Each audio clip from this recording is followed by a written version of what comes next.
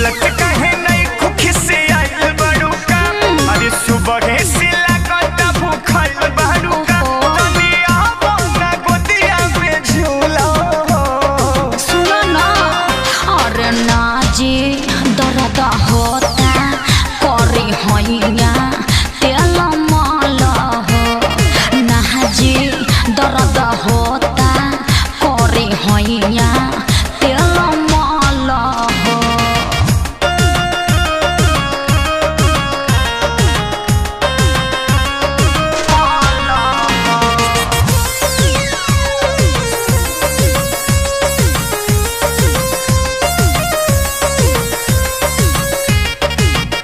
बानी कहे ऐसा था कलया पिया कहे जा रे लजिया हो गोरी तू ही पहिला ही बोवलू हो मोहब्बत के बिया बानी कहे ऐसा था कलया पिया कहे जा रे लजिया हो गोरी तू ही पहिला ही बोवलू का मोहब्बत के बिया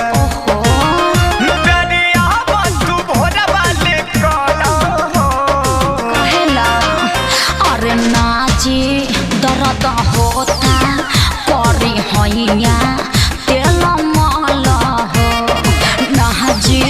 दर्द होता करी हैया तेल माल हो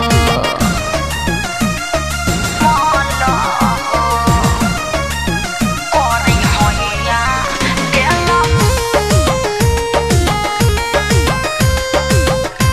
म्यूजिक बाय शुभम राज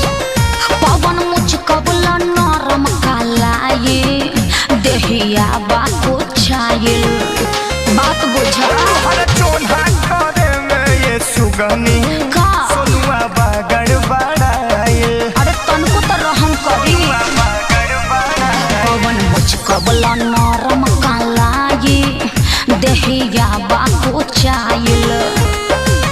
हो तोहर चोना करे में ये सुगनी का सोनुआ बागड़ बड़ाए हटी होने सरस बाबूला के दोस्त का बाबूला हो अच्छा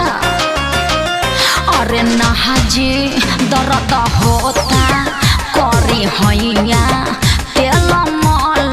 हो अरे नाजी दर्द होता करी हैया